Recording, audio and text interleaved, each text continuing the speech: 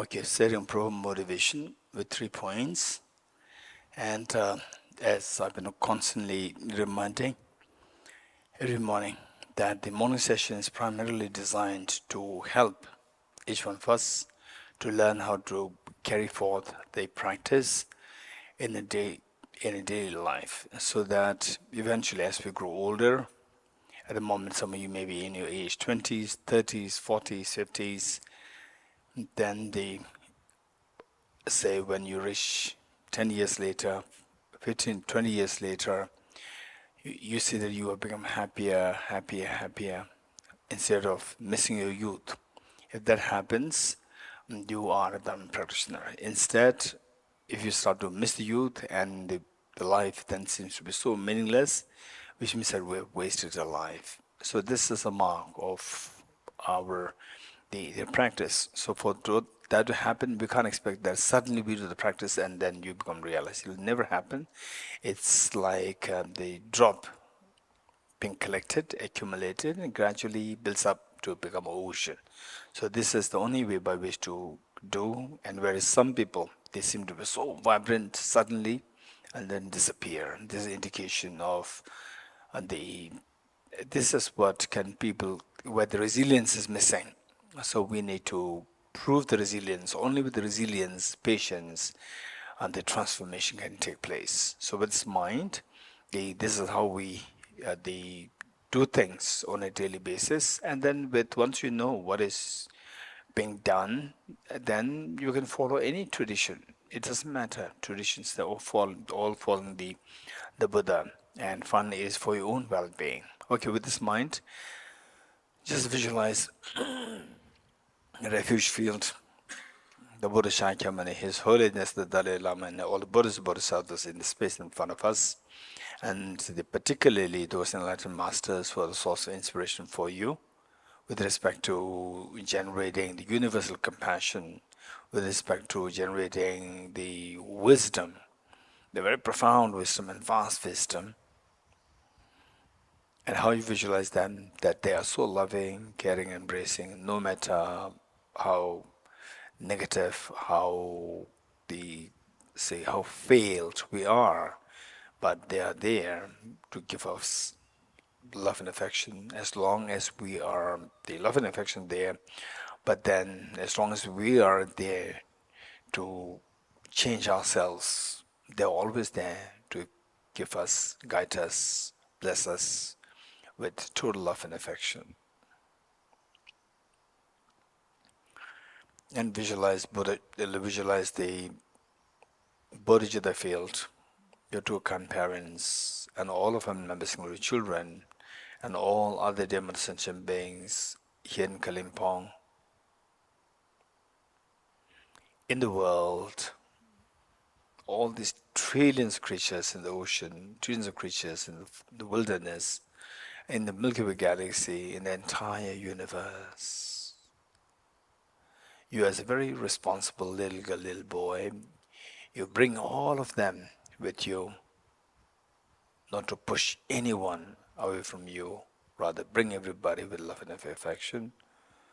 And the purpose of this practice is to awaken a Buddha nature. It's not that easy, but this is the only way, by cultivating wisdom, which is to be tempered, which is to be driven by bodhicitta, unconditional love. And this bodhicitta must rest to empathize others. It must be experienced on yourself how miserable samsara is, the renunciation. And the whole purpose is to awaken this Buddha nature by cleansing the mental defilements gradually. We not expect to remove them all of a sudden, and become enlightened. This is not the case. If this is what is expected, the person will terminate the practice, leave the practice very soon. So with this in mind, imagine that you are leading this practice and all beings are joining us. Page 3. And seized by great compassion, you taught the Immaculate Dharma to dispel all perverted views. To you, the Buddha Gautama, I pay homage. And seized by great compassion, you taught the Immaculate Dharma to dispel all perverted views. To you, the Buddha Gautama, I pay homage. Enthused by great compassion, you taught the Immaculate Dharma to dispel all perverted views. To you, the Buddha Gautama, I pay homage. I go for refuge and am enlightened to the Buddha, the Dharma, the Sangha. By my accumulations or practice of giving and so forth, may I become a Buddha to benefit all sentient beings. I go for refuge and am enlightened to the Buddha, the Dharma, the Sangha. By my accumulations through the practice of giving and so forth, may I become a Buddha to benefit all sentient beings. I go for refuge and am enlightened to the Buddha, the Dharma, the Sangha. By my accumulations through the practice of giving and so forth, may I become a Buddha to benefit all sentient beings. Sanje jodo zoge jonam la chanjo pado dane gyabso che dage jinso gebe sonam ge chola penjere sanje jubara isho Sanje jodo zoge jonam la chanjo pado dane gyabso che Tage jinso gebe sonam ge dola penjere sanje dubara sho sanje joda zoge chonam la chanju pardo dane gyabzo che Tage jinso gebe sonam ge dola penjere sanje dubara sho Independent origination, there is no ceasing, no arising, no annihilation, no permanence, no coming, no going, no separateness, no sameness. I prostrate to the consummate Buddha, the supreme of all teachers, the one who taught this peace which is free of elaborations. I prostrate to the mothers of the hearers, the Bodhisattvas and the Buddhas, which through the knowledge of all lead here is seeking pacification and complete peace, which through the knowledge of past causes whose helping my greatest achieves the aims of the world, and through the possession of which helps subdue us expound a varieties of teachings. The one who has transformed into the reliable guide, motivated by altruism to benefit sentient beings. The teacher, Sugata and protector, to you I make prostrations. The one who has eliminated by conceptualizations and is endowed with the divine bodies of the vast and the profound, who eternally shines for the forever noble light rays, to you the Buddha make prostrations. Inspired by wisdom and compassion, today in the Buddha's presence, I generate the mind of full awakening for the benefit of all sentient beings. As we recite the mantra, just see if you can contemplate on meanings alongside, so that we read the maximum benefit out of this, spending time to recite it. Om ye dharma hetu prabhavam hetum tesham dathagato hyavatat tesham chayo nirodham evam bhati mahashramanaye swaha Om ye dharma hetu prabhavam hetum tesham dathagato hyavatat tesham chayo nirodham evam bhati mahashramanaye swaha Om ye dharma hetu prabhavam hetum tesham dathagato hyavatat tesham chayo nirodham evam bhati mahashramanaye swaha. Meaning of the Tending Yambo mantra. All phenomena arise from causes. The causes are taught by the Tathagata. The cessation causes as well as taught by the Great Seer. Profound, peaceful, elaboration-free, clear-lighted, non-composite. Such is the natural dharma I've discovered, finding no one to fathom this teaching, in silence I'll return to woods. Beyond utterance, thought, and expression is the perfection of wisdom, which is unborn, unceased, and has a nature space, is the object of apprehension of self-realized wisdom. To you, the mother of the Buddhas of the three times, I be obeisance. The four seals of Buddha's teachings. All composite things are impermanent. All contaminated things are nature suffering. All phenomena are the nature emptiness and selflessness. Transcending sorrow is peace. The Guru is the Buddha, the Guru is the Dharma, likewise the Guru is the Sangha. The Guru is also everything wholesome. I go for refuge in the Guru. By the sound of the vibrant drum of Dharma, you liberate all beings of miseries.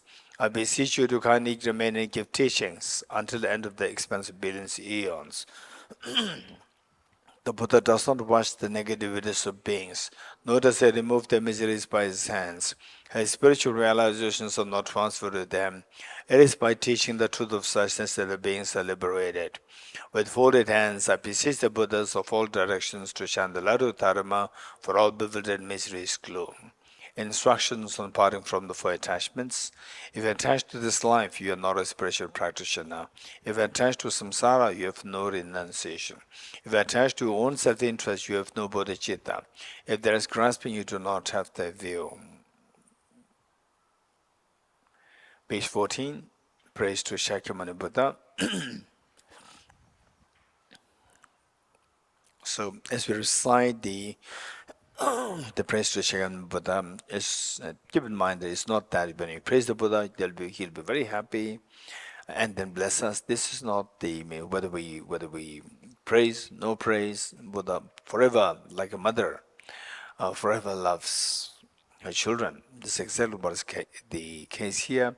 And why we are then praising Buddha is that when you praise somebody, you always identify the good qualities and see if you have these, identify what the qualities are based on which the Buddha is praised, and see if you have some of these qualities. If you have, rejoice, and then see how to nurture them further.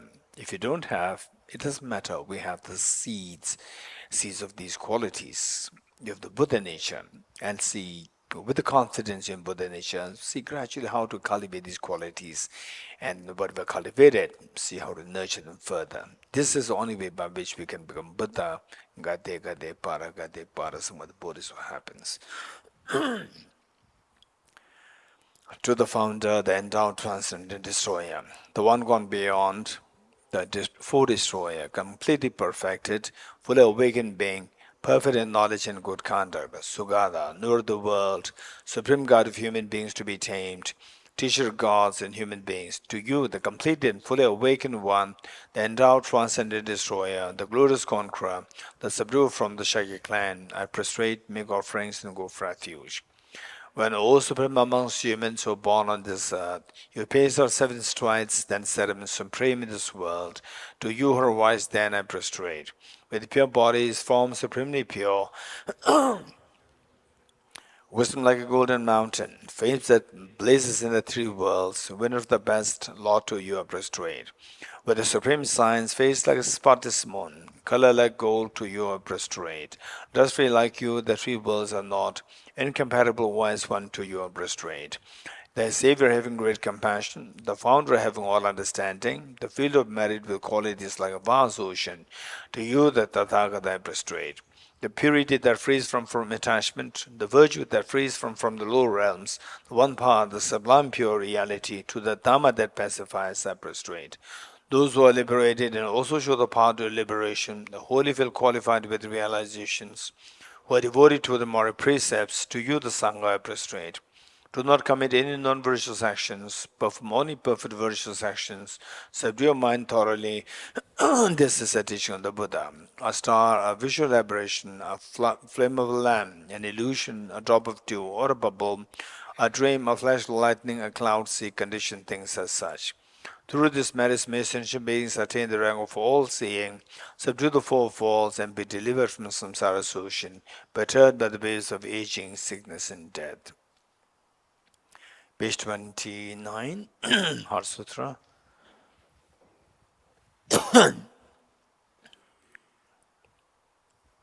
Okay, so recite the Heart Sutra. Remember the 3 points not amiss. What are they? You remember? What is the question asked by Shariputra to Avalokiteshvara? Number 2. What is the response given by Avalokiteshvara to Shariputra? Number 3. What is the benefit that we get if we follow the teachings or if he practiced as taught by Avalokiteshvara in response to Shariputra's question. Okay. I prostrate to the Aryatubal gem. And thus did I hear at one time the Buddha was dwelling on Masavalchas mountain in Rajgriha, together with a great community of monks and a great community of bodhisattvas. At that time, the Buddha was absorbed in the concentration on the categories of phenomena called profound illumination. Also at that time, the Bodhisattva Mahasattva Avalokiteshvara looked upon the very practice of the profound illumination of wisdom and beheld those five aggregates also as empty of inherent nature. Then, through the power of the Buddha, the Venerable Shariputra said this to the Bodhisattva Mahasattva Avalokiteshvara: how should any child of the lineage who wishes to practice the activity of the profound professional wisdom train? He said that, and the Bodhisattva Mahasattva Avalokiteshvara said this to the Venerable Shariputra: Shariputra, any son of the lineage or daughter of the lineage who wishes to practice the activity of profound professional wisdom should look upon it like this, correctly and repeatedly, beholding those five aggregates also as empty of inherent nature. Form is empty, emptiness of form. Empty is no other than form, form is also no other than emptiness. In the same way, feeling, discrimination, composite factors, and consciousness empty.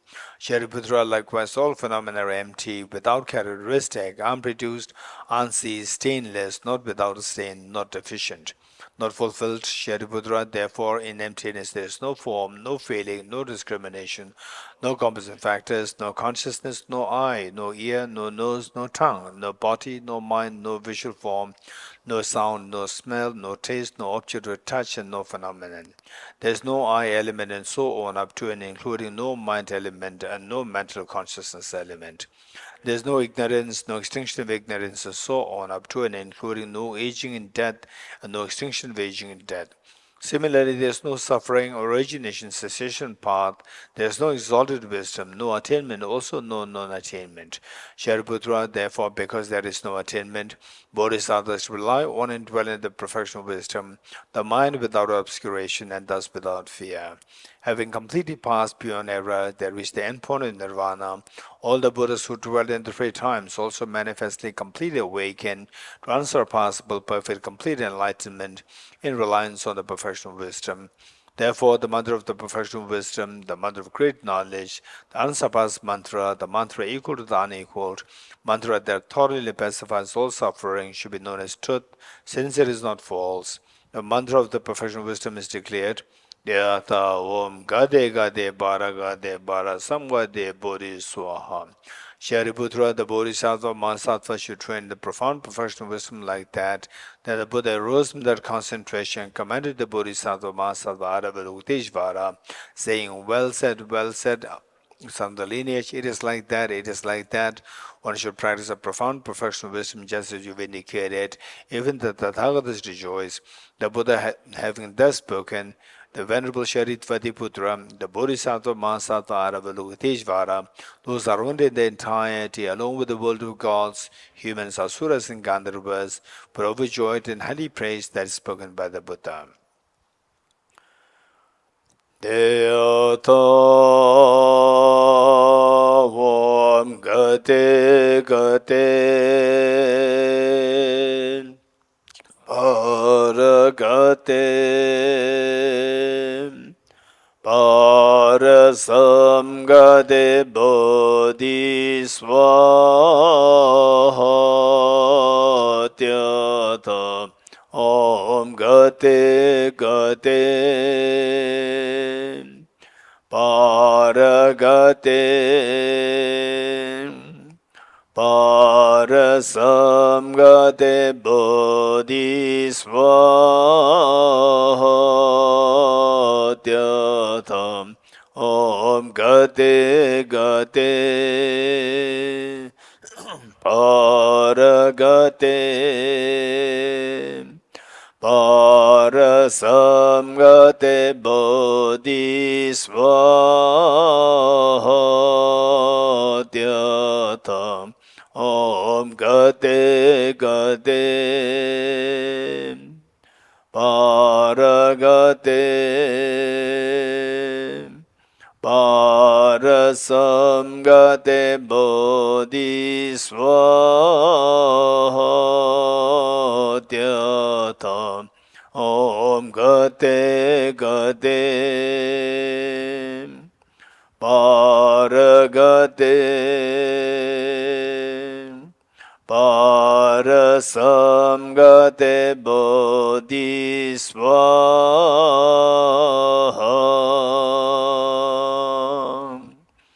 By the teachings of three supreme jewels possessing power of truth, may inner and outer hindrance be transformed, may they be dispelled, may they be non-existent, may they be pacified, may all negative forces opposed to the Dhamma be completely pacified, may the host of 80,000 obstacles be pacified, may we be separated from problems and conditions harmful to the Dhamma, may all enjoyments be in accord with the Dhamma, may auspicious and perfect happiness pervade this place now. Okay, 8 verses of mind training. By Geshe Tamba, with the determination to achieve the highest aim for the benefit of all sentient beings, which surpasses even the wish-fulfilling gem, may hold them dear at all times. Whenever I interact with someone, may I view myself as the lowest amongst all, and from the very depths of my heart, respectfully hold others as superior. In all my deeds, may I probe into my mind, and as soon as mental and emotional afflictions arise, as they endanger myself and others, may I strongly confront them and avert them. When I see beings of unpleasant character and those oppressed by strong negativity and suffering, may I hold them dear for their right to find as if I've discovered a jewel treasure. When others out of jealousy treat me wrongly with abuse, slander, and scorn, may I take upon myself the defeat and offer to others the victory. When someone whom I've helped or on whom I've placed great hopes mistreats me in extreme hurtful ways, may I regard him still as my precious teacher. In brief, may I offer a benefit and joy to all my mothers, both directly and indirectly. May I quietly take upon myself all hurts and pains of my mothers. May all these remain undefiled by the stains of the abundant concerns, and may I, recognizing all things as illusions, devoid of clinging, be released from bondage. From my two collections, past the space that I've amassed, from working with effort at this practice for a great length of time, may I become the chief leading Buddha for all those whose wisdom eyes blinded with ignorance. Okay, 7 practice.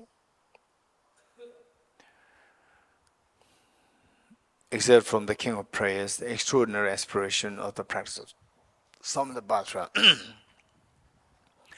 I bow down to the youthful Arya Manjushri, you the Buddhas, the lions amongst humans, encounter freedom in the present, past, and future, in the worlds of 10 directions. To all of you with body, speech, and sincere mind, I bow down. With the energy or aspiration for the Bodhisattva way, with a sense of deep respect as with many bodies as atoms of the world, to all you Buddhas visualized as real, I bow down. On every particle of Buddha's numberless as particles, each of them is a host of bodhisattvas, and I'm confident the sphere of all phenomena is entirely filled with the Buddhas in this way.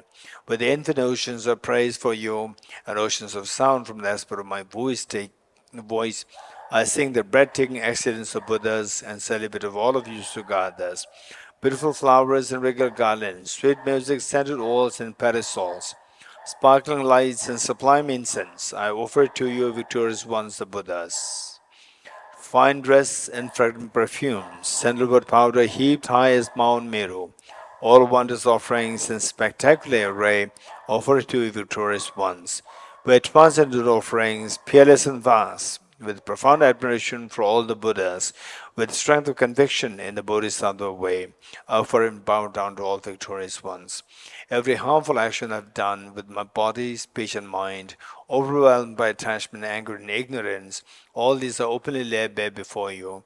I lift my heart and rejoice in all the merit of the Buddhas and Bodhisattvas in 10 directions, of solitary realizers here still training and those beyond, and of all ordinary beings. You who are the bright lights of the worlds in 10 directions, who have attained the Buddha's omniscience through the stages of awakening, all you who are my guides, please turn the supreme wheel of Dharma. With palms together, I earnestly request you who may actualize prayer nirvana, please stay with us for eons, numberless as atoms of the world, for the happiness and well-being of all wanderers in samsara.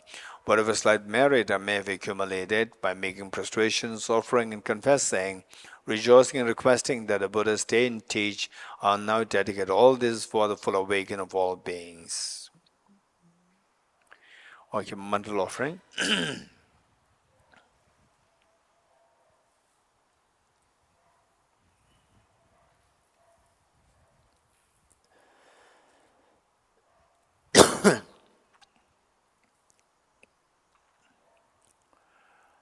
This ground, adorned with perfume, strewn with flowers, adorned with Mount Meru, the four continents, the sun, and the moon.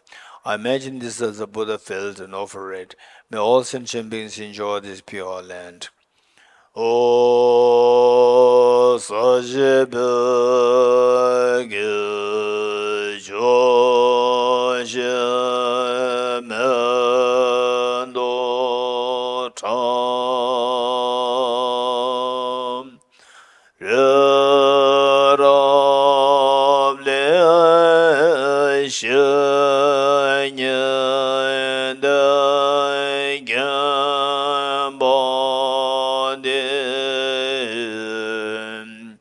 Sanye Shen Do Me Te Bu Wo Yin Zhou Gun Nam Da Shen Lai Zhi Bo Rai Shu. The four dharmas of Venerable Gambaba. May I be blessed that my mind is directed towards the dharma. May I be blessed that my dharma practice is on the proper path. May I be blessed that the path is free of flaws. May I be blessed that the flaws are seen in the light of exalted wisdom. The four dharmas of Venerable Bhikshu Mahasattva. Becoming utterly frustrated with the ignorance that grasps into existence, please bless me to generate genuine renunciation, seeing all aspects of samsara as viciously repulsive. Please bless me that my mind stream overflows with the precious bodhicitta that cherishes others more than myself. Please bless me to have an immaculate experience of the wisdom of emptiness that does not see even an atom of intrinsic reality on the basis of understanding how things come into being by dependent origination through mere conditioning. Please bless me that my mind stream overflows with the precious wisdom of non-duality, bliss, and emptiness. Idam Guru Ratna Mandalagam Nirateyame.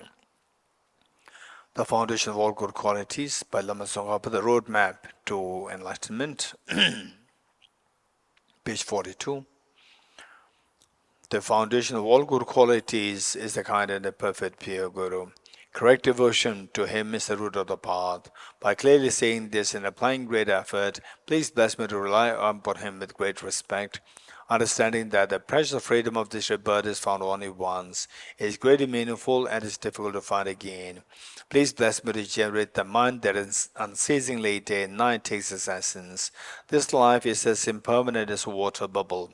Remember how quickly it decays and death comes. After death, just like a shadow follows the body, the results of virtuous and non-virtuous karma follow. Finding firm and definite conviction in this, please bless me to always to be careful, to abandon even the slightest negativity, and accomplish all virtuous deeds. Samsaric splendors are unsatisfying and unreliable. Seeking them is the door to all suffering. Recognizing these shortcomings, please bless me to generate a strong wish for the bliss of liberation. Led by this pure thought, mindfulness, alertness, great question arise. The root of the teaching is keeping the Pratimoksha vows. Please bless me to accomplish this essential practice. Just as I have fallen into the sea of samsara, so have all other migratory beings. Please bless me to say this, train in supreme bodhicitta, and bear the responsibility of freeing migratory beings. Even if I have developed bodhicitta, but I don't practice the three types of morality, I'll not achieve enlightenment. With my clear recognition of this, please bless me to practice the Bodhisattva vows with great energy. Once I pacify distractions to wrong objects and correctly analyze the meaning of reality, please bless me to generate quickly within my mind stream the unified path of karma body inspection insight. Having become a pure vessel by training in the general path, please bless me to enter the holy gateway of the fortunate ones, the supreme Vajra vehicle. At that time, the basis of accomplishing the two attainments is keeping pure vows and samaya. As I become firmly convinced of this, please bless me to protect these vows and pledges like my life. Then, having realized the importance of the two stages, essence of Vajrayana, by practicing with great energy, never give up the 4 sessions. Please bless me and realize the teachings of the Holy Guru. Like that, may the Gurus who showed the noble path and the spiritual friends who practice have long lives, please bless me to pacify completely all outer and inner hindrances. In all my lives, never separated from perfect Gurus, may enjoy the magnificent Dharma by completing the qualities of stages and paths, may equality in the state of Vajratara. Maximum verse. You are Avalokiteshvara, great treasure of non-referential compassion, a Manjushri, master of flawless wisdom, as well as Vajrapani, destroyer of hosts of demons without exception, Tsongkhapa, crown jewel of the sages of the land of snows, lost on top by 8 of feet and make prostrations.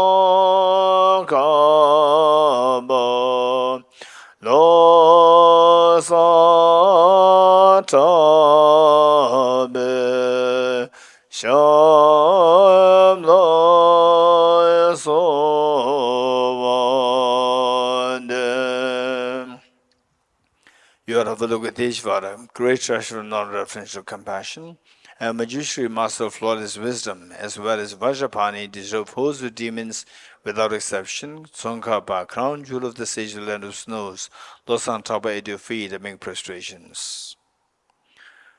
Okay, now generating the mind of consuming yoga, Temje Ninjuga Sem Kyepa. For this, the 4 practices, the single point meditation or shamatha meditation, followed by renunciation, bodhicitta, and the wisdom of emptiness. Then taking the aspirin bodhisattva vow. Okay, 5 minutes, ready?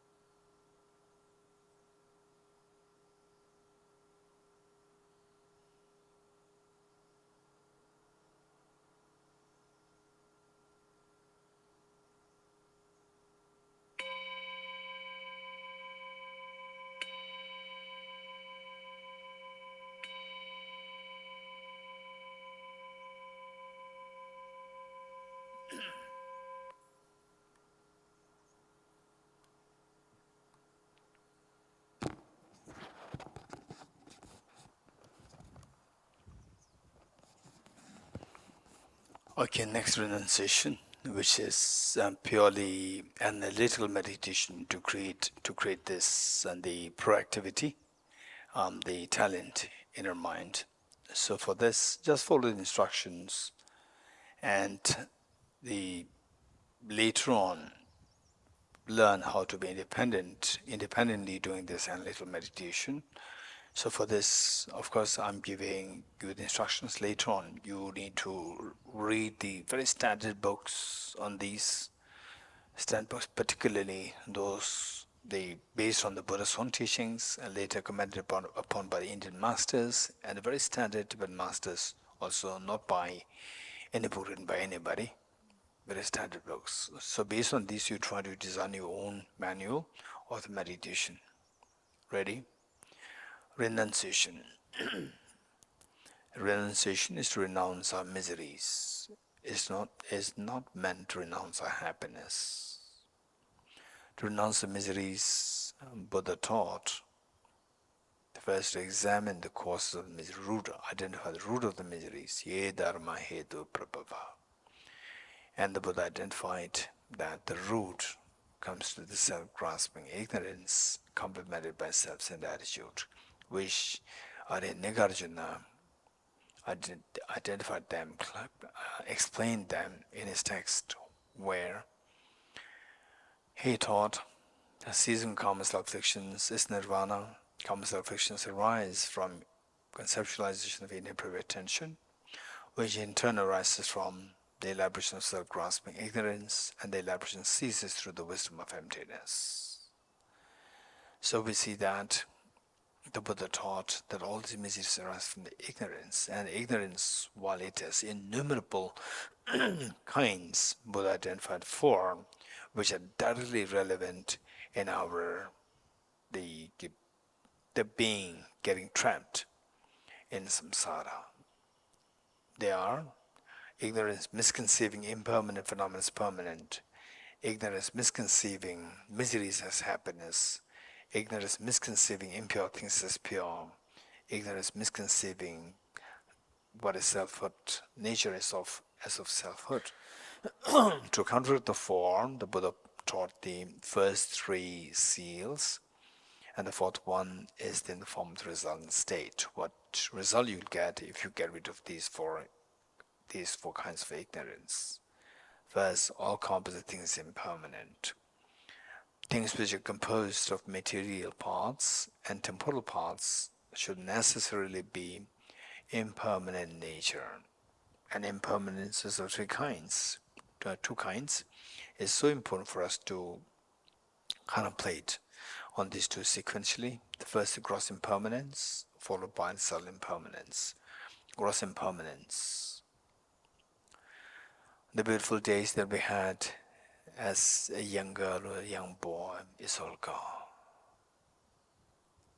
And for a young one today, your beautiful days when you were a toddler, you were just a young teenager, is all gone.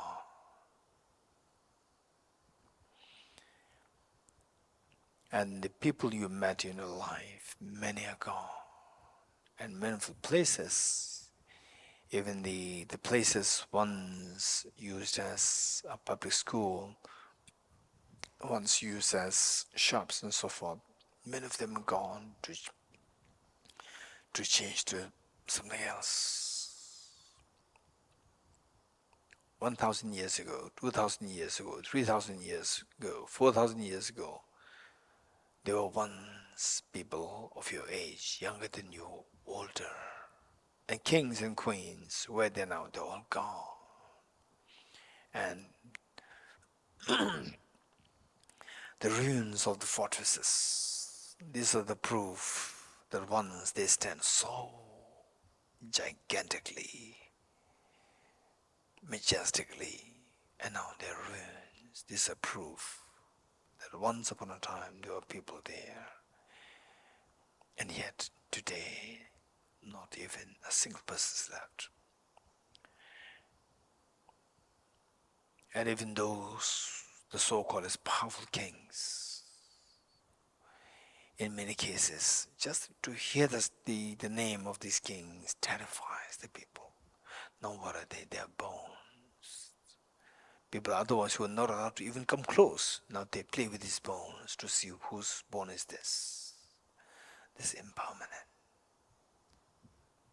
All important this. 3,000 years ago, 2,000 years ago, 1,000 years ago, there were people, there were children who were looking for the career, to build a career. And there were parents who were expecting their children to grow with a stable career and so forth. Where are all these people? They're all gone. And it's not that they're unfortunate and we are very fortunate. No, it's a matter of time. 100 years later in time, 200 years later, not even a single 8 billion human beings will be alive then. Whether you plan, the career plan is accomplished or not accomplished, all are gone. It is a reality. This is what the Buddha indicated as what gathers ends in dispersion. What is accumulated ends in exhaustion. What is born dies. This is reality. And this is so important for us to contemplate on the impermanence of death. Only when think about the impermanence of death, said today, if you are to suddenly leave your place, if you are sudden to leave your home, you have so many things hoarded in your house. And suddenly if there's an earthquake, a severe earthquake, you will take only those most important things and the remaining you will leave and you jump to for your life. This is exactly what the Dharma practitioners do. When they feel the urgency of the impermanence of death, they will do only those things which are relevant to your next life, and all those things which are to harm yourself, accumulate negative karmas, creating tension in your family, creating tension in the workplace, and so forth. All these unnecessary things they will leave behind. This is the benefit of the meditating on the gross impermanence. And from the gross impermanence, Spirit tries to move to the subtle impermanence. The gross impermanence that you see, the change that you see over the span of 10 years, 20 years, 30 years, 40 years, 100 years, is possible only if there's a change going on the subtle level. On a yearly basis, the change you see over the span of 1 year is possible. Only if the change is happening on the monthly basis, there's nothing a change where for the last 11 months it stays static and suddenly the mushrooms. It never happens like this. So change that you see within the span of 1 month is possible with change in a week, and likewise in a day, in an hour, in a minute, in a second, in a millisecond. So this is what the body that is changing, the place that you used to live, changing, your family members, everyone is changing so fast. If you truly deduce from this gross change to the subtle momentariness change, yes, you see the world is very different from how we otherwise take for granted that the world is so static. And this is where we remove the ignorance of viewing impermanent phenomena as permanent and instead learn how to see things as impermanent. Okay, once we become to realize that all composite things move so fast, marked by momentariness, it's so scary. Look at your body, it changes so fast. And look at the world in which we live, the food that you eat, the friends that you accompany with, your parents, your family members, so forth, they all move so fast. Is this as though like somebody, unknown person, picks you up and throws you in a very fast moving train? Yes, your body is like a train, it moves so fast. what do you feel? Very scary. Because we don't know where this train is taking us. And who decides where the train takes us? The train driver decides. If the driver is your mom, no doubt the train will take it to a picnic spot. But if the train driver is either the terrorist or under the dictate of the terrorist, will only take us to the slaughterhouse. In our case, that train driver is a mind, and unfortunately, this mind is under the dictate of the contaminations, afflictions, the worst of the contamination of which is self-grasping ignorance. And this, when accompanied by self-centered attitude, will give rise to all its offshoots in the form of inappropriate tension, afflictions, contaminant karmas, and miseries. This is what it is. So as long as we're under the sway of the contaminations, it'll only take us to miseries. This is what the Buddha indicated as the second seal. All contaminated is the suffering nature. And the suffering is of three kinds: suffering, change, and the pervasive condition suffering. And the ones most evolved, the ones who are most matured in this journey, they will see that the mastermind, the pervasive condition suffering, is a mastermind. This is the worst of all the three kinds of suffering. Whereas for the ordinary people, suffering is the worst. But for the wise, matured, the mastermind is the worst of all the suffering. And pervasive condition suffering is the mastermind for all the sufferings. Okay. In one moment of such a tragedy, the pain is good enough to nullify all the past moments of merriments, festivities, joys, celebrations, and so forth. Yes, that's very true. And when will these stop? 2024 stopped on its own. A youth stopped on his own. When will these miseries stop? Unfortunately, they will never stop until you put a effort, the correct effort. There are three classes of impermanence. Impermanence whose continuum invariably stops. Impermanence whose continuum never stops, like the mind, like time, and so forth. And impermanence whose continuum stops only if you put effort. Till that point, it keeps going on its own. It perpetuates. Unfortunately, or fortunately, our miseries fall into this category. So how to bring an end to this? What kind of effort is required? Effort to stop the cause of the root of the miseries. What is the root of miseries? Ignorance. How to get rid of this ignorance? By introducing a very powerful wisdom. What is that wisdom? Wisdom is defined as a discerning mind whose apprehension of the object tallies with the reality. What's the reality? The reality is what the Buddha indicated as the third seal. Everything is in nature, emptiness, selflessness. Okay, today we will meditate on the emptiness of the self, because we see that self, the way we did yesterday, we see that self is involved with all the problems. He did this to me, she did this to me, the weather is not good, the food is not good, and the administration is not good, my boss is not good. They all completely related to not good to me, not too good to me, not good to me. It's all me, me, me. So when we see that this is empty of objective reality, it doesn't mean that the self doesn't exist. Self does exist, but if you see the self as empty of intrinsic reality, the self as objective real, that misperception is the root of all the miseries. Okay. So how do we know that this self doesn't really exist as intrinsic real? It appears first, where the Buddha indicated that everything is nature, emptiness, selflessness. Let us meditate on emptiness of the self.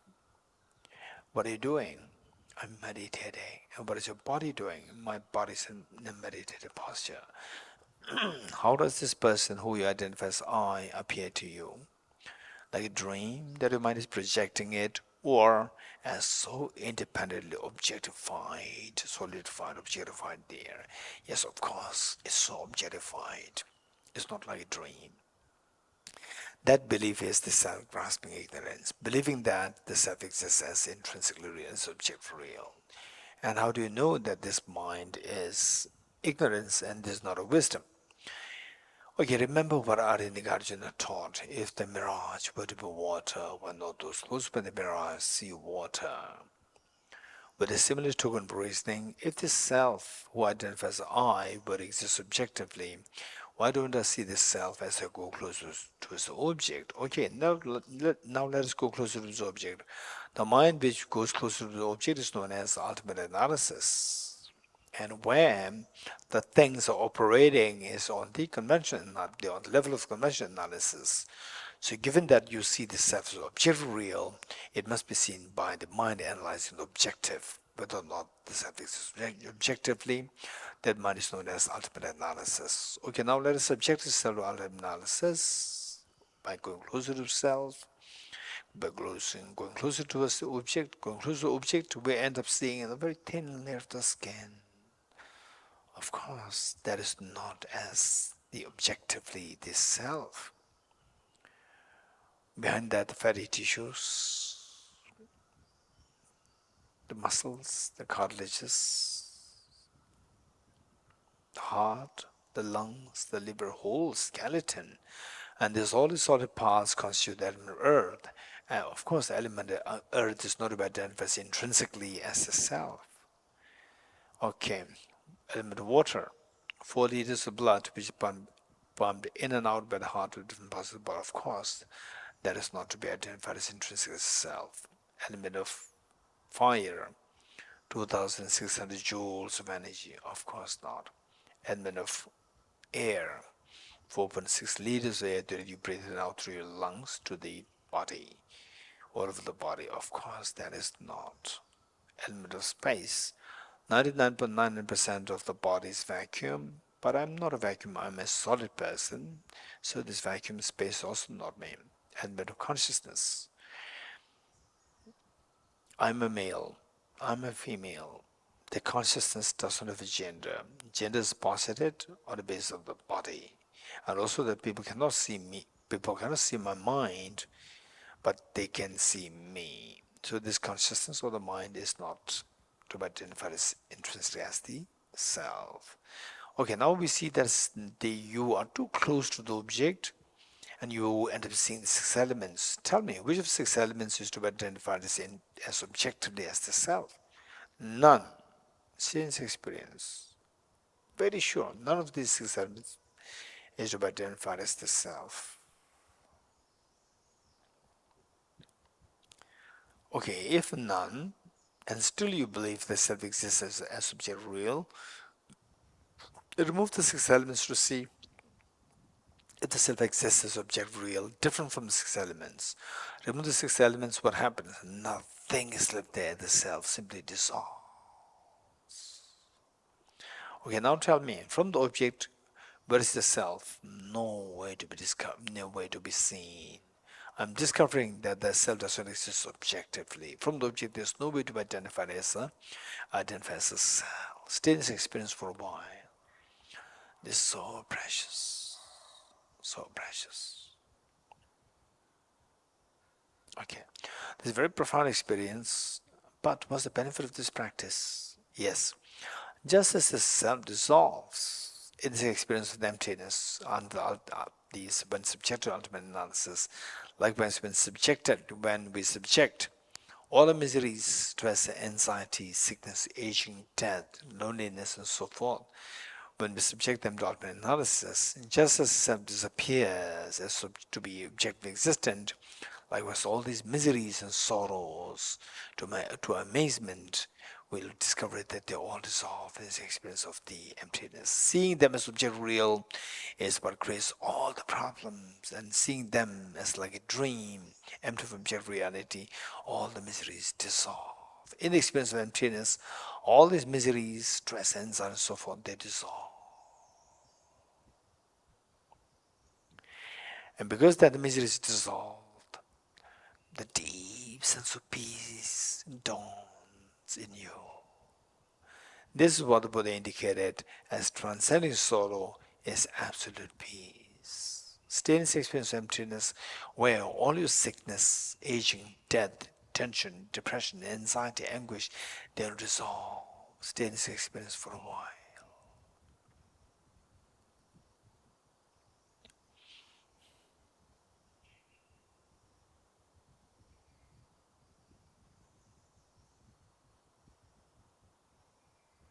Okay, now generated very strong determination, aspiration that may I soon experience this emptiness where all my miseries are dissolved, where all my sorrows are transcended. This aspiration is the final understanding of renunciation. Slowly come out of this practice to move to the Bodhisattvas practice.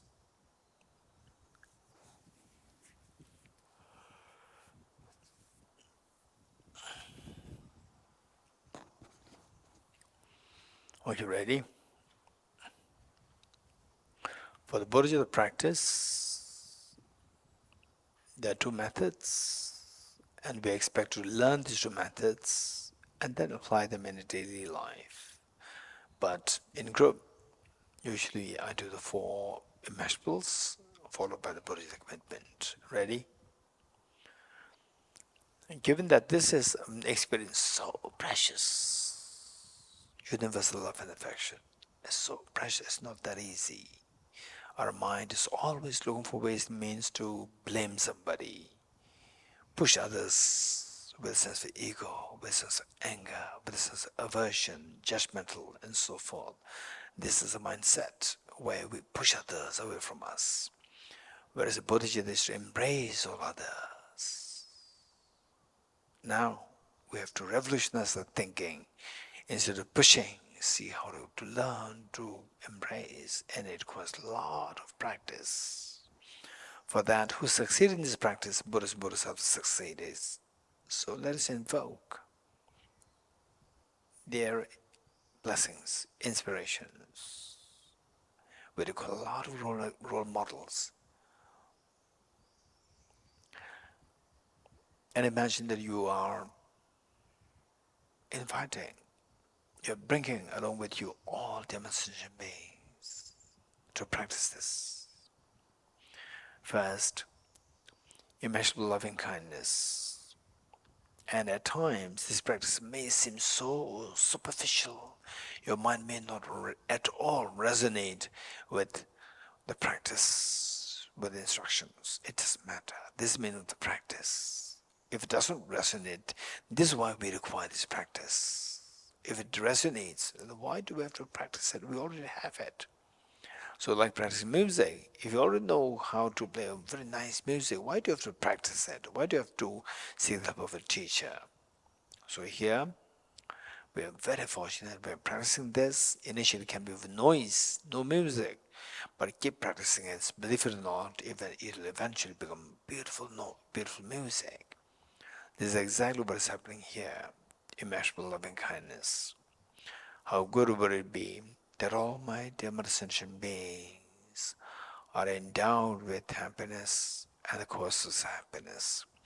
The cause of happiness primarily consisting of the non-dual wisdom of emptiness, which is the most fearless mind, and the unconditional love to become Buddha for the benefit of all demonstration beings, which is the most beautiful mind in this whole universe. May all my dear sentient beings be endowed with happiness and the causes of happiness. I'll take the responsibility that all my dear sentient beings are endowed with happiness and the causes of happiness.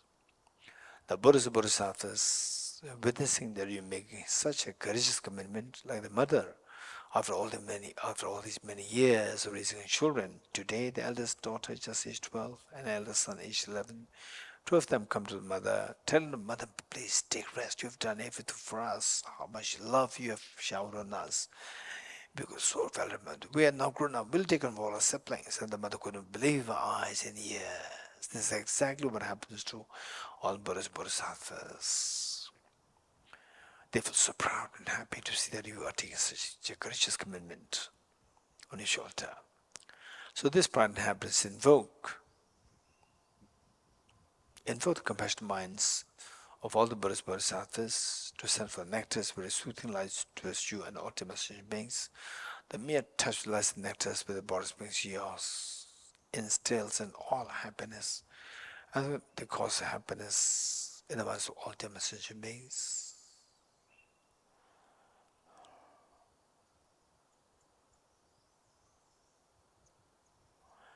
And you witnessing such a miracle is happening to all the demonstrated beings. You're intense happy. Take 3 deep breaths with relief.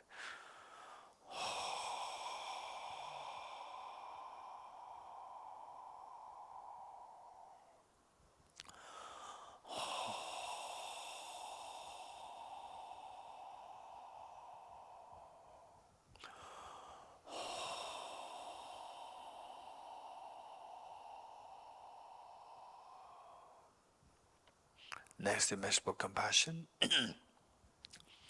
How good would it be that all my sentient beings are freed from suffering and the causes of suffering, causes of permanent of self-grasping ignorance and self-centered attitude.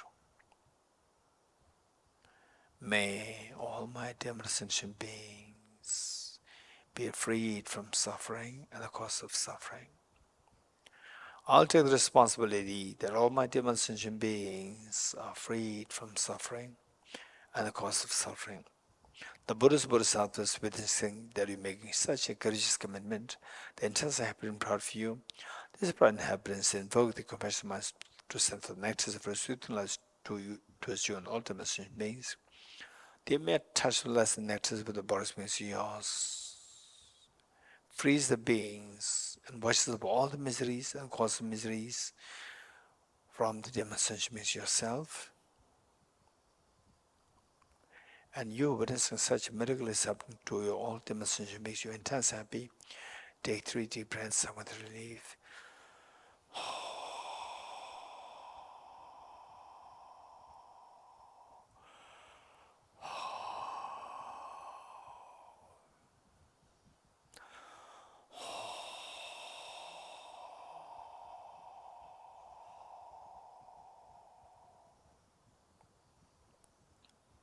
Next, immeasurable joy.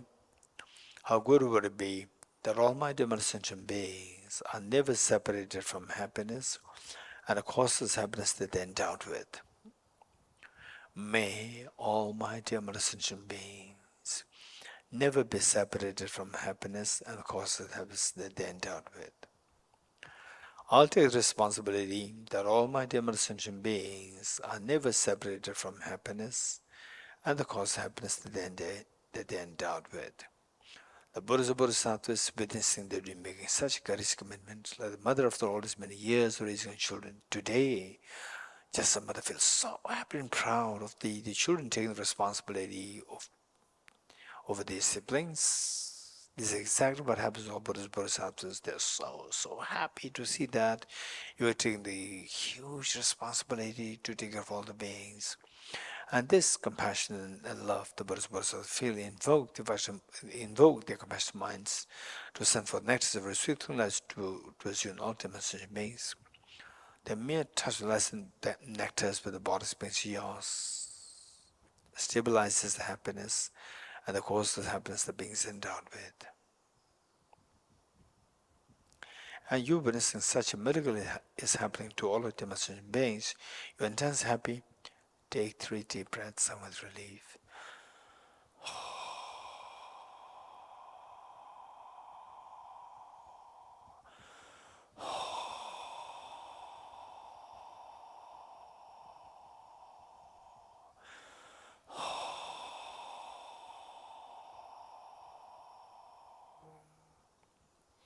Finally, immeasurable equanimity. How good would it be that all my sentient beings are freed from the biased attitude of excessive attachment towards some and aversion towards others, and instead abide in the great state of equanimity, embracing all other sentient beings equally, leaving them aside. May all my sentient beings be freed from the biased attitude of excessive attachment to some and aversion towards others. I'll take the responsibility that all my sentient beings are freed from the biased attitude of excessive attachment towards some and aversion towards others. The Buddhist Bodhisattvas witnessing that you are making such a courageous commitment, they are intensely happy and proud of you. This is exactly what happens with all the Buddhist Bodhisattvas. This is exactly like how it happens to the mother after all the many years of raising her children. Today, the eldest daughter, eldest son, they come to the mother, tell the mother, mother, please take rest. You've done everything for us. Now we are grown up. We'll take care of all the siblings. And the mother could not believe her eyes in tears welled with the eyes welled with the tears. This is exactly what happens to all Buddhist Bodhisattvas. And the pride and the joy the Buddhist Bodhisattvas feel invoke their compassionate minds to send the nectar of soothing lights towards you and all demonstration beings. The mere touch lights and nectars with Buddhist beings yours frees the beings from the biased attitude of excessive attachment to some and aversion towards others, and instead making them abide in the great state of equanimity, embracing all other demonstration beings equally, leaving none aside. And you witnessing such miracles happening to all the demonstration beings, you're intensely happy. Take 3 deep breaths out with relief.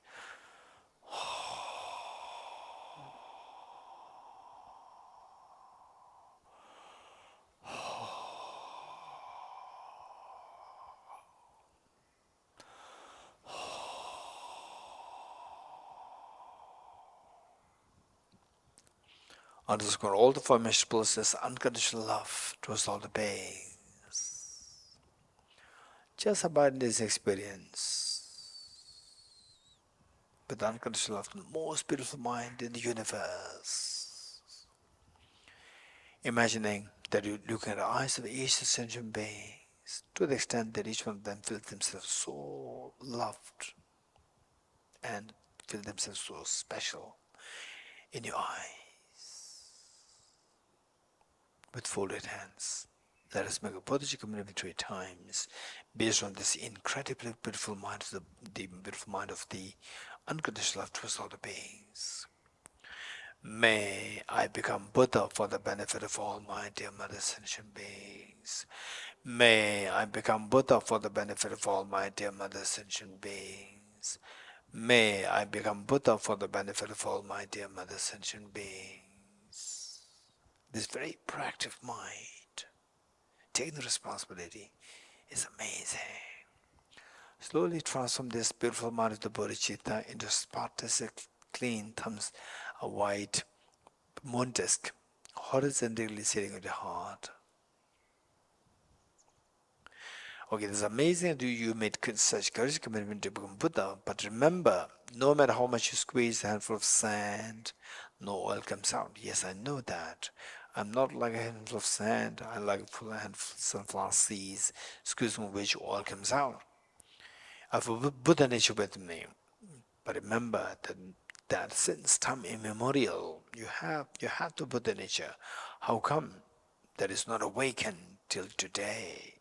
And now, what makes you think that this can be awakened today? Yes, it's all because that thus far I'm being deceived by the 2 demons, 2 vicious demons, self-grasping, ignorance, self-centered attitude. Today I'm disillusioned by that.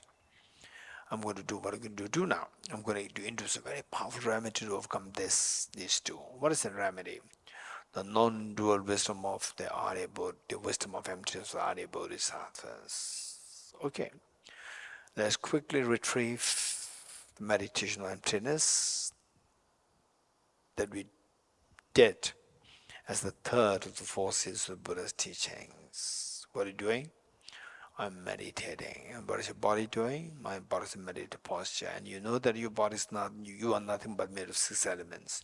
Element of earth, fire, the earth, water, fire, air, space, and consciousness. Now tell me, you're already too close to this object and you end up seeing the 6 elements. Which 6 elements you find as to be objectively one with the self? None.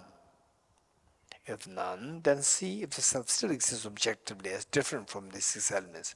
Remove the six elements, what happens? Nothing is left. Stay in this experience for a while. Okay, now slowly, with this experience, where objectively self is empty, with this experience, a tinge of fear can come, and goosebumps can come in a body, cold waves can flow through your body, tickling sensation can come.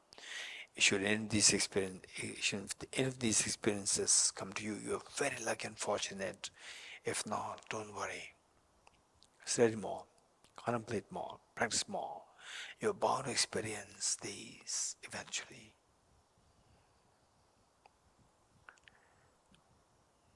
Okay, slowly transform this, the fairest mud of the wisdom emptiness, into a spotlessly clean, thumb-sized white vajra, vertically sitting on the moon next to your heart. Now you have the set of the moon and vajra. The moon is symbolic of the conventional bodhicitta, which cherishes others more than yourself, which takes the form of altruistic intention to become Buddha for the benefit of all sentient beings.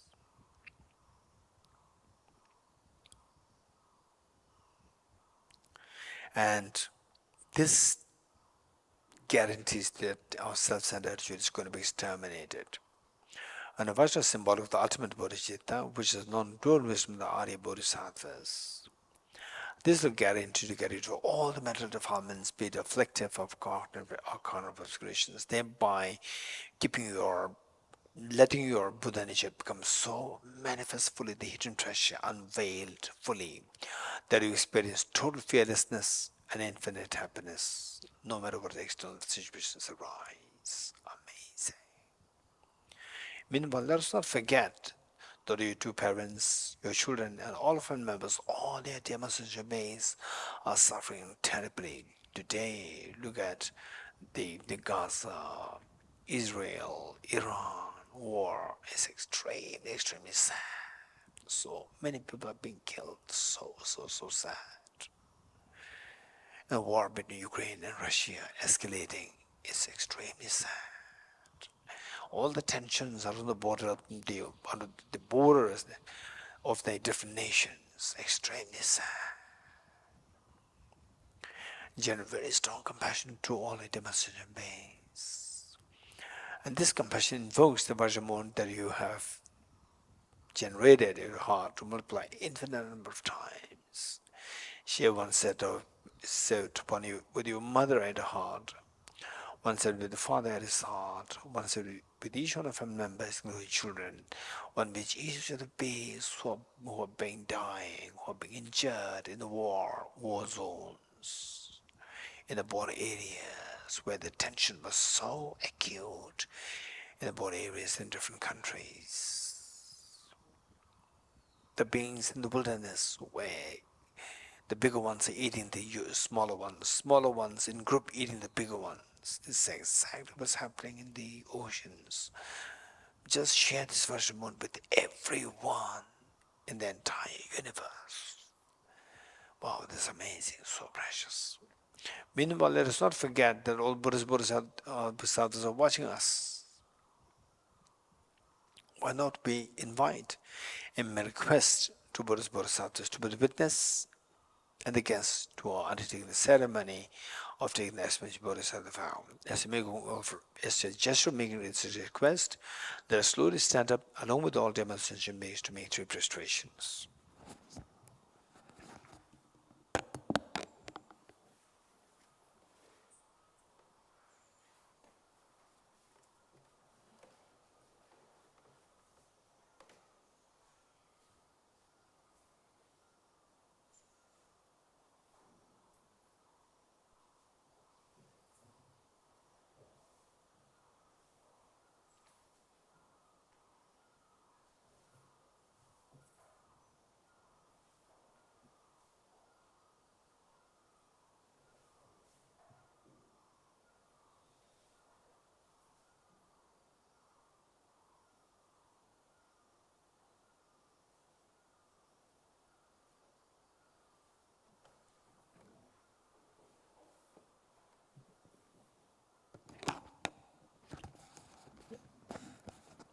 Okay, see if you can sit on your right knees.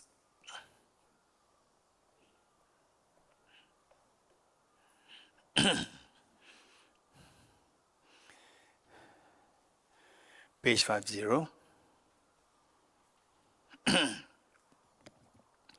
Okay, now reinforce the visualization of all the Buddhas, Bodhisattvas in space in front of us, a soul loving, caring, embracing. And also let us reinforce the visualization of your two grandparents and all of family members, and children, and all dear messengers beings with you. And what we're doing here is taking the expression Bodhisattva vow with the help of the Buddhas, Bodhisattvas, witnessing and being guests to the ceremony. And anybody, whoever you are, whatever gender, religion, caste, creed, whatever, we are entitled to take this as long as you have a very compassionate feeling from today onwards. I'll never hurt anybody. I'll try my best not to hurt anybody. If possible, I'll always try to make somebody happy, help somebody. If not, at least I'll not harm others. This much, if you can commit yourself, anybody who can make this commitment is entitled to take this aspirin Bodhisattva vow. Buddhist mind, just imagine that you are a little girl or a little boy for the first time in your life making a public appearance. And your parents that day, whatever they have to, they leave behind, or whatever they have to do that day to just to pay attention, considering what you are doing is the most important for the parents. So they leave behind everything to join the audience, waving their hands to you. This is exactly what all the Buddhas Bodhisattvas are doing. And you are, as a very responsible little girl or responsible little boy, you bring along with you all your siblings to be a part of this very important, very beneficial ceremony. This is exactly what you're doing. All the Buddhist Bodhisattvas, like the parents, they are just fully focused as you requested. They are focused with full attention to what you're doing. And they're so happy. And you, as like the little girl, little boy, you bring along with all the dimensional beings who are otherwise suffering, all because of the selfishness, all because of self-grasping ignorance. Now, you are making them to realize, you are making them to discover, you are making them to revolutionize their thinking from being very selfish, self-centered, self-grasping to the other cherishing and the wisdom. So with this mind, let me quickly explain the first verse, because the contemplation meaning, that's the most important part. The first starts with taking refuge in the Triple Gem, seeing that this journey is very important and most beneficial, most meaningful journey. It requires a great support, and the greatest support that exists in this universe is the Triple Gem. And then this journey involves the road, and the road is blocked by the boulders and the falling trees and so forth. You cannot undertake the journey, and this road is none other in your own mind. This mind must be cleared of the boulders like, or the fallen trees like, the mental defilements. And the best way by which to do so is by confessing negativities. So the second one says, confess the negativities individually. And the road is clear, but if the car doesn't have fuel, again you cannot undertake the journey. The car is none other than your own mind, and your mind must have the enough fuel of the virtues. And best way by which to do so within a short span of time is by rejoicing in the virtues of others. The third line says, I confess negativities, I rejoice in the virtues of all the beings. So while we are doing this, if you feel the pain, please make sure that you sit down comfortably, because the pain should not disturb the ceremony. And finally, now that the road is clear and the car has enough fuel, what kind of journey are you going to undertake? The journey of full awakening and enlightenment. So with this wholeheartedly let us recite this by contemplate on the meanings.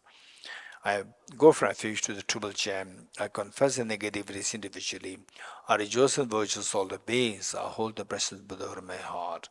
I go for refuge to the Triple Gem. I confess the negativities individually. I rejoice in virtues all the beings. I hold the precious Buddha in my heart. I go for refuge to the Triple Gem. I confess the negativities individually. I rejoice in the virtues all the beings. I hold the precious Buddha in my heart. The next two verses invoking Gurus, Buddhas, Bodhisattvas to pay heed to us, and the who succeeded in this journey. We see that in the history of humanity, we see the Buddha and all Buddha Shakyamuni and all the other Buddhas, they succeeded. How did they succeed? They succeeded by introducing the two factors. The first factor is the factor of bodhicitta. They generated very strong bodhicitta, wanted to become Buddha for the benefit of sentient beings. And second factor, to materialize this aspiration of the bodhicitta, they engage in the bodhisattva deeds such as 6 perfections, 4 perfections, and that they put together succeeded in this journey. Now, even after 2,500 years, still the benefit the Buddha taught, the wisdom Buddha taught, still remains so ever vibrant to benefit countless number of beings, human beings, animals, insects, the spirits, god and goddesses, and so forth. So, if this were the case, I will follow the footsteps by creating two the factors. Okay, this is what we're going to read together. Gurus, Buddhas, and Bodhisattvas, please be here to me. Just as the previous Buddhas have generated the Mother Bodhicitta, and just as they successfully dwell in the Bodhisattva practices, likewise for the benefit of all sentient beings, I will generate the Mother Bodhicitta, and likewise shall I too successfully train the Bodhisattva practices. Gurus, Buddhas, and Bodhisattvas, please be here to me. Just as previous Buddhas have generated the Mother Bodhicitta, and just as they successfully dwell in the Bodhisattva practices, likewise for the benefit of all sentient beings, I will generate the Mother Bodhicitta, and likewise shall I too successfully train the Bodhisattva practices. Gurus, Buddhas, and Bodhisattvas, please be here to me. Just as the previous Buddhas have generated the Mother Bodhicitta, and just as they successfully dwell in the Bodhisattva practices, likewise for the benefit of all sentient beings, I will generate the Mother Bodhicitta, and likewise shall I too successfully train the Bodhisattva practices. Feel the joy of having received the expression Bodhisattva vow. Yes, indeed, we're all very fortunate.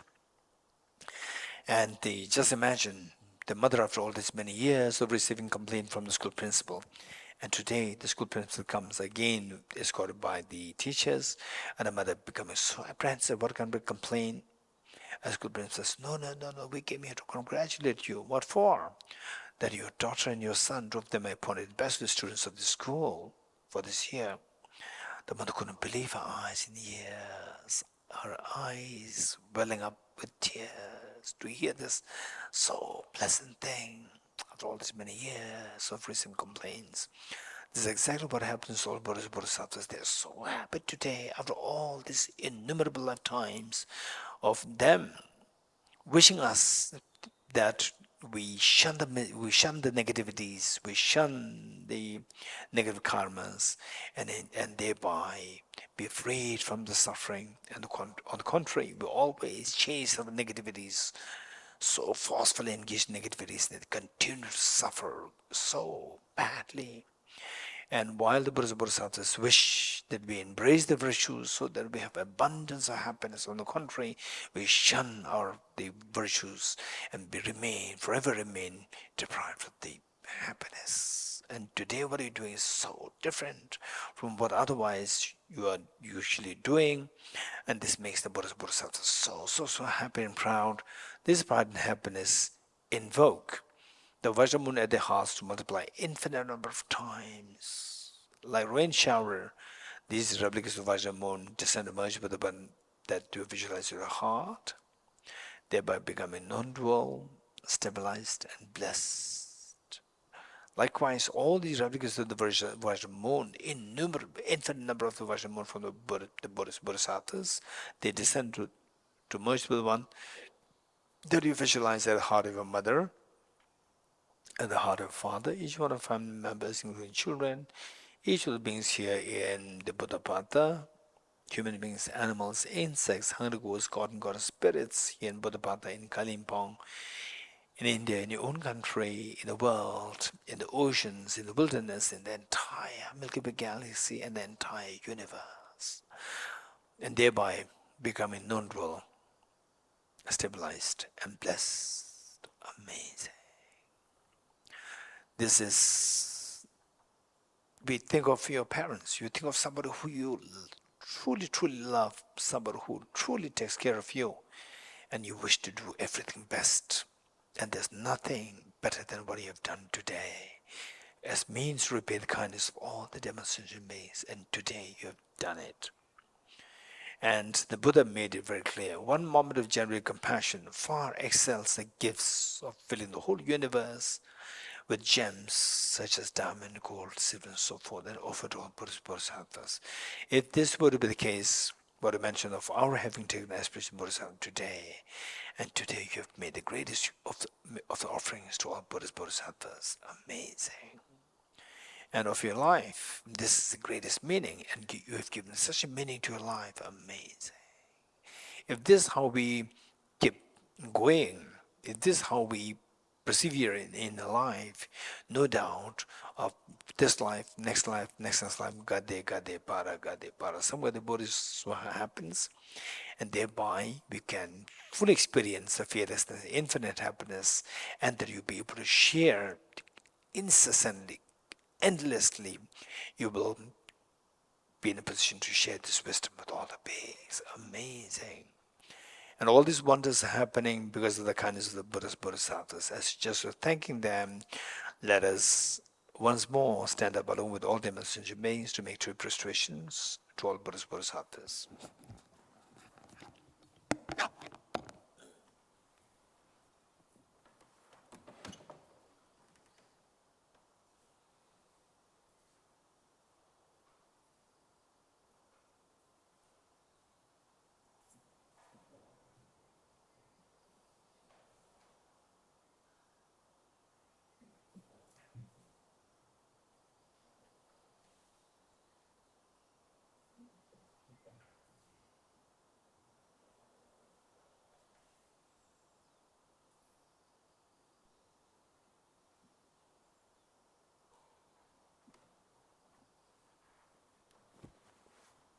Please take your seats.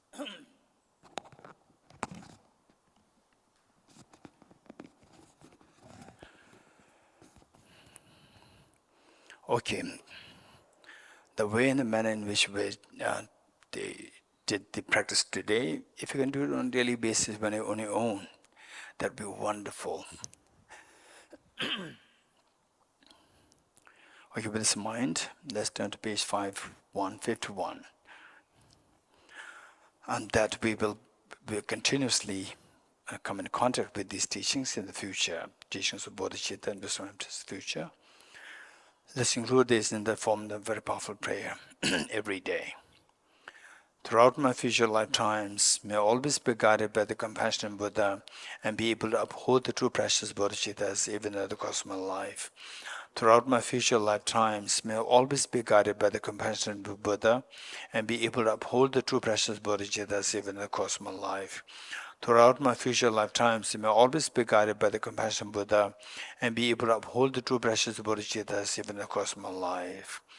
In order to further increase this bodhicitta from now on, those with discernment who have lucidly seized and awakened the mind of bodhicitta in this way should humbly praise it in the following manner. Today my life has borne fruit, having well obtained this human existence. I've been born in the family of Buddha, and now I'm one of Buddha's children. Thus, whatever actions I do from now on must be in accord with the family. Never shall I disgrace or pollute this noble and unsullied race.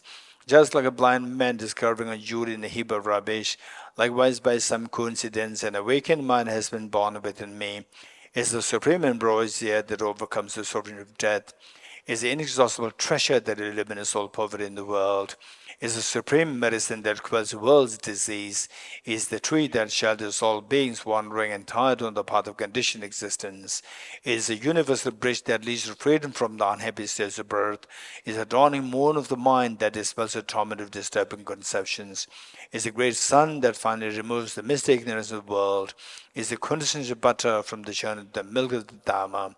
For all this traveler on the path of conditioned existence, who wish to experience the boundless happiness. This will satisfy them with joy and actually place them in supreme bliss. Today, in the presence of all the protectors, I invite the world to be guests at a festival of temporary and ultimate delight. May gods, demigods, and all be joyful. Okay, for example, like reciting these verses, they are so important because we are like an empty vessel. We are like an empty vessel, and reciting these verses. So, already know this, the meaning. I already recited it once. Now I have to repeat every day. This may be our thoughts. Reciting is very important because that it is like somebody who can run, but lacking the stamina. Stamina has to be built. So that the reciting each of these, your mind, the stamina, the joy is, say, just take it like a quantum physics, quanta, the packet of light. So this constant packet of the joy attached to the bodhicitta. So let's say that we attach this joy with the bodhicitta like 10 times. And next time you meet 10 different people at different times to say that what is this doing? Let's go to have a pub. Let's go to a pub to have a drink. Say 10 people, one person will remove the one joy. Second person, but the 9 is there. Still, you will hold on to the bodhicitta. Second person comes, remove the second one. Still, you hold because there are 8 of them. And one by one, then when it reaches the 10th, then you will detach.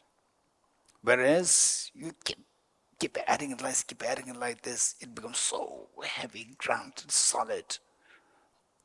Thousands of thousands in a future life. So no matter somebody who will waver, there's a single point of meditation, forget about bodhicitta. No. This is so precious. I cannot get away from this. Single point is good, but this is so precious. This is more precious. There's nothing more precious than this. This feeling will be there because you have built this enormous amount of the packet of the joy attached to this bodhicitta. So these are benefits. Some people, when recitation comes, they don't recite these things, thinking that, better I meditate. So the reality is that we require, for example, say the Ajit Sinzila. So for example, you cook food for your daughter, for your family. So what ingredients are required? Dal, rice, that's it. Or atta? Vegetables, then that's it. Then put in water. You need oil, salt, masala. All ingredients are required. So these are the ingredients required for your growth. This is so precious. Look at His holiness. He's also extremely compared. You talk about compassion. He exudes with compassion. He talks about wisdom. He exudes with wisdom. You talk about everything. He exudes for everything because he gathered everything. Not like, okay, I'm just in a single point meditation like this, and I don't care about these. This is where it is a self-deception. So therefore, these are so precious. These are the words greatly said by the great masters who have experienced the bodhicitta. Okay. So we read this already, but now the dedication. I dedicate the marriage thus gathered, twisted realization that deeds and prayers of Buddhas and Bodhisattvas of 3 times, and to the upholding of the doctrine of scripture and insight, may in all lives, through the force of this merit, never separate from the 4 wheels of the Mahayana vehicle, and accomplish all the stages of the path, renunciation, bodhicitta, perfect in the 2 stages. From my 2 collections, vast space that have amassed, from working with effort at this practice for a great length of time, may I become the cheat-witting Buddha for all those whose minds wisdom is blinded by ignorance. Okay, it also reminds me of something else. Say, if you gather this, like the joy, keep getting this packet of joy with the bodhicitta, with the emptiness, you keep doing it, you will reach a certain point whereby you don't have to do anything else. There's a self-operation happening, like the bank deposit. Keep depositing the money in the bank, and then when the deposit reaches a certain height, then the interest will keep piling up. So therefore, danger from the outside to take away from Bodhisattva practice will not be there, because there is some the self-accumulation happening. You will reach this certain level. Okay, this is so precious. Okay, so now we do the Buddha Shakyamuni praise.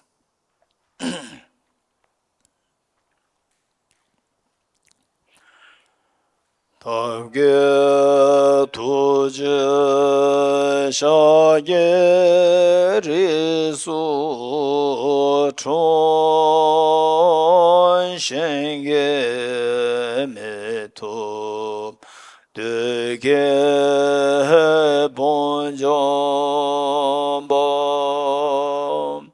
sege lumbo dabo jebe ku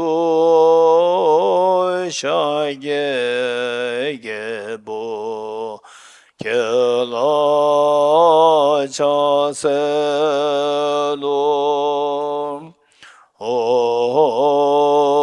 mone mone mahamuna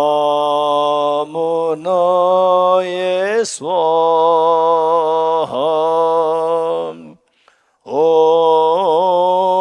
mone mone mahamuna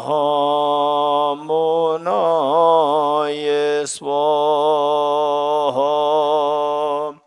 tabge tuje shaye risu chon shenge meto dege bonjombo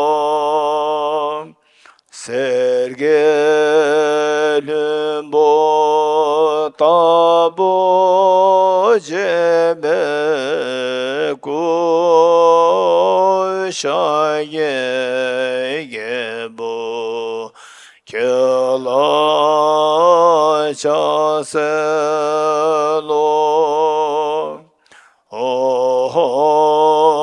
mone mone mahamuna yeswaha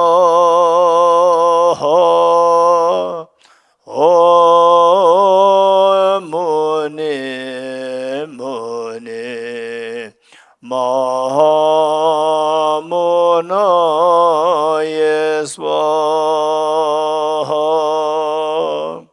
tabge tuje shaye risu chon shenge meto dege bonjombo serge lumbo tabo jebe ku shaye gebo kela chaselo mone mone mahamuna yeswaha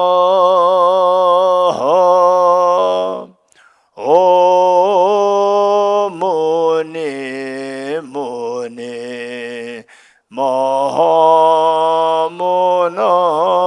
yeswaha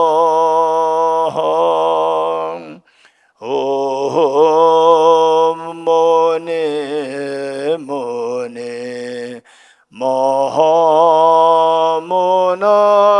yeswaha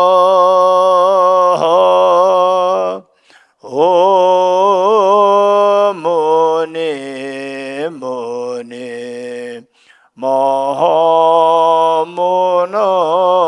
yeswaha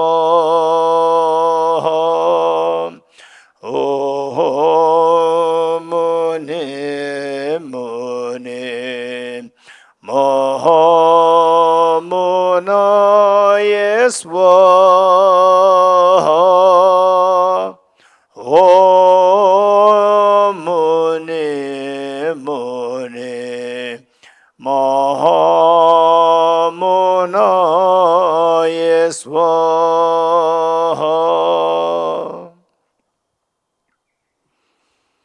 Okay, three prestations together.